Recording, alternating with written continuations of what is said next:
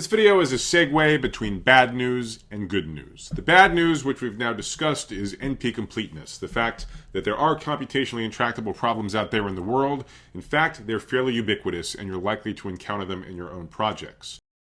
The good news is that NP completeness is hardly a death sentence. Indeed, our algorithmic toolbox is now rich enough to provide many different strategies toward coping with NP complete problems.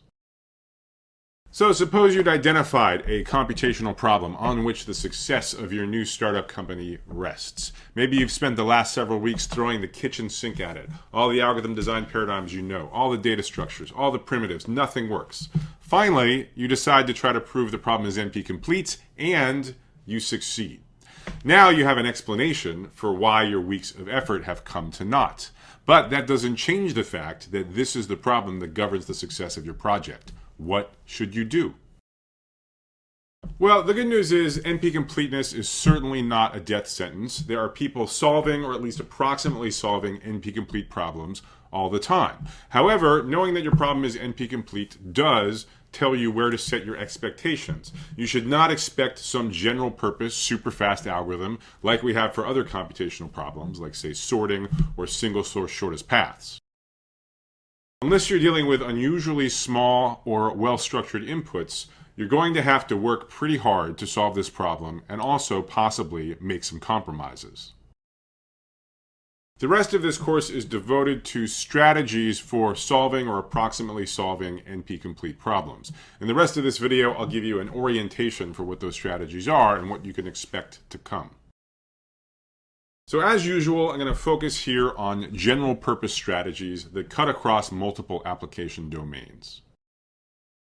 As usual, these general principles should just be a starting point. You should take them and run with them, augmenting them with whatever domain expertise you have in the specific problem that you need to solve. The first strategy is to focus on computationally tractable special cases of an NP-complete problem. Relatedly, you want to think about what's special about your domain or about the data sets that you're working with and try to understand if there's special structure which can be exploited in your algorithm. Let me point out we've already done this in a couple of cases in this course. The first example we saw concerns the weighted independent set. So we studied this problem on path graphs, but the computational problem makes perfect sense in general graphs. The general problem is I give you as input an undirected graph. Every vertex has a weight, and I want the maximum weight subset of vertices that's an independent set. And remember, in an independent set, you are forbidden to take any two vertices that are neighbors. So in an independent set, none of the pairs of vertices that you've picked are joined by an edge. In general graphs, the weighted independent set problem is NP complete, so we certainly don't expect it to have a polynomial time algorithm. But in the special case where the graph is a path, as we saw, there's a linear time dynamic programming algorithm that exactly solves the weighted independent set problem. So path graphs form a special case of the weighted independent set problem that's computationally tractable, solvable in polynomial, even linear time. In fact, the frontier of tractability can be pushed well beyond path graphs. On the homework, I asked you to think through the case of graphs that are trees, and notice that you could still do dynamic programming efficiently to compute weighted independent sets in trees. You can even get computationally efficient algorithms for a broader class of graphs known as bounded tree width graphs. So the definition of that's a little outside the scope of this course, but you can go even beyond trees. So the second example follows from our dynamic programming algorithm for the knapsack problem. So we discussed that running time and we explained why it's exponential time. The running time of our dynamic programming knapsack algorithm is n, the number of items, times capital W, the knapsack capacity. And because it only takes log W bits to specify the capacity capital W, we don't call that a polynomial time algorithm. But imagine you only have to solve a knapsack instance where the capacity is not too big. Maybe even say the capacity capital W is big O of n. And you definitely will see knapsack instances in practice which possess that property. Well, then our dynamic programming algorithm just runs in time O of n squared, and that's a bona fide polynomial time algorithm for this special case of a small knapsack capacity. So next, let me mention a couple of examples we're going to see in the forthcoming videos. The first one is going to concern the 2-sat problem. So 2SAT is a type of constraint satisfaction problem. Remember, in a constraint satisfaction problem, you have a bunch of variables. Each one gets assigned a value. So the simplest case is the Boolean case, where each variable can be 0 or 1, false or true. And then you have a bunch of clauses, which specify the permitted joint values of a collection of variables. The 2 in 2SAT refers to the fact that each constraint involves the joint values of only a pair of variables. So a canonical constraint in a 2SAT instance is going to, for 2 variables, specify 3 joint assignments that are allowed and 1 that's forbidden. So for example, maybe it will say, oh, for variables x3 and x7, it's okay to set them both to true, it's okay to set them both to false, it's okay to set 3 to true and 7 to false, but it's forbidden to set 3 to false and 7 to true. So that's a canonical constraint in a 2SAT instance. 3SAT, it's the same thing, except the constraints involve the joint values to a triple of variables, and it's going to forbid 1 out of the 8 possibilities. Now, the 3SAT problem is a canonical NP-complete problem. That was really singled out by Cook and Levin as being sufficiently expressive to encode all problems in NP. But if each constraint has size only 2, then, as we'll see, the problem becomes polynomial time solvable. There's a couple ways of proving that. We're going to talk about a local search algorithm that checks whether or not there is indeed an assignment to the variables that simultaneously satisfies all of the given constraints. So the final example we'll discuss in more detail later, but just very briefly, we're going to discuss the vertex cover problem. This is a graph problem, and a vertex cover is just the complement of an independent set. So while an independent set cannot take 2 vertices from the same edge, in the vertex cover problem, you have to take at least 1 vertex from every single edge. And then what you want is you want the vertex cover that minimizes the sum of the vertex weights.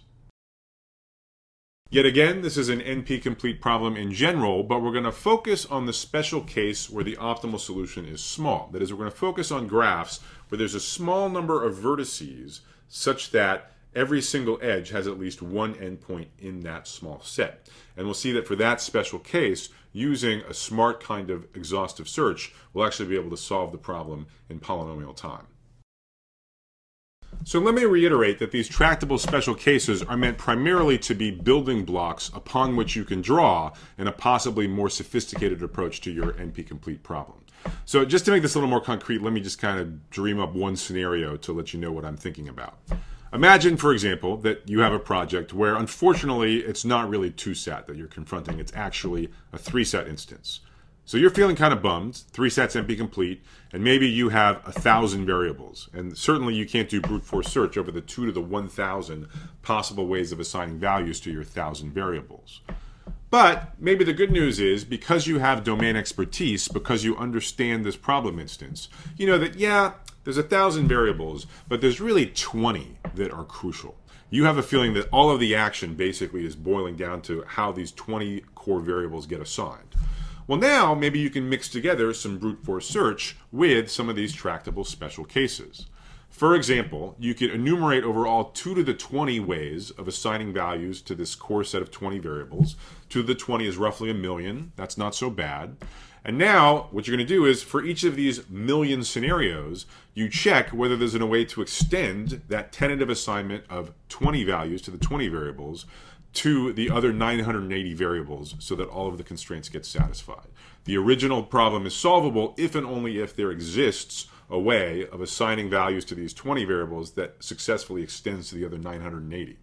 Now, because these are the crucial variables and it's where all the action is, maybe as soon as you assign all of them, zeros and ones, the residual SAT instance is tractable. For example, maybe it just becomes a simple 2SAT instance, and then you can solve it in polynomial time. So this gives you a hybrid approach, brute force search at the top level, tractable special cases for each guess of assignments to the 20 variables, and you're off to the races. And I hope it's clear, I mean this as just one possible way that you might combine the various building blocks we're developing into a more elaborate approach to tackling an NP-complete problem. And that's generally what they take. They take a fairly elaborate approach because, after all, they are NP-complete. You've got to respect that. So with that digression complete, let me mention what are the other 2 strategies we're going to be exploring in the lectures to come. So the second strategy, which is certainly one very common in practice, is to resort to heuristics. That is, to algorithms which are not guaranteed to be correct. We haven't really seen examples of heuristics in the course thus far. Those of you that are alumni of Part 1, perhaps we could classify Karger's randomized minimum cut algorithm as a heuristic, because it did have a small failure probability of failing to find the minimum cut. But rather, I'm going to focus on some examples in the upcoming lectures. I'm going to use the knapsack problem as a case study, and what we'll see is that our toolbox, which contains various algorithm design paradigms, it's useful not just for designing correct algorithms, but it's also useful for designing heuristics. So in particular, we'll get a pretty good algorithm for the knapsack problem using the greedy algorithm design paradigm, and we'll get an excellent heuristic for knapsack using the dynamic programming algorithm design paradigm. The final strategy is for situations where you are unwilling to relax correctness. You're unwilling to consider heuristics. Now, of course, for an NP-complete problem, if you're always going to be correct, you don't expect to run in polynomial time. But there are still opportunities to have algorithms that, while exponential time in the worst case, are smarter than naive brute force search. So we have, in fact, already seen one example that can be interpreted as an implementation of this strategy. That's for the knapsack problem. So in the knapsack problem, naive brute force search would just run over all possible subsets of the items. It would check if a subset of items fit in the knapsack. If it does, it remembers the value, and then it just returns the feasible solution with maximum value. That has time proportional to 2 to the n, where n is the number of items. Our dynamic programming algorithm has running time n times capital W. Now, of course, this is no better than 2 to the n if the knapsack capacity is huge, if it is itself 2 to the n. But as we argued, if W is smaller, this algorithm is going to be faster. And also, as you learned on the third programming assignment, sometimes even though W is big, dynamic programming is going to beat the crap out of brute force search. So I'll show you a couple of other examples. We'll talk about the traveling salesman problem, where naive brute force search would take roughly n factorial time, where n is the number of vertices. We'll give an alternative dynamic programming based solution, which runs in time only 2 to the n, which is much better than n factorial. The third example, which we'll cover in a forthcoming video, we already alluded to briefly on the last slide. It's for the vertex cover problem. So this is where you're given a graph. Every vertex has a weight, and you want the minimum weight subset of vertices that includes at least one endpoint from every edge. We're going to consider the version of the problem where you want to check whether or not it's possible to have a vertex cover that uses only k vertices, whether or not there exists k vertices that includes one endpoint at least from each edge. The naive brute force search will run in time n to the k, which gets absurd even when k is quite small, but we're going to show that there's a smarter algorithm, which is still exponential in k, but runs in time only 2 to the k times the size of the graph.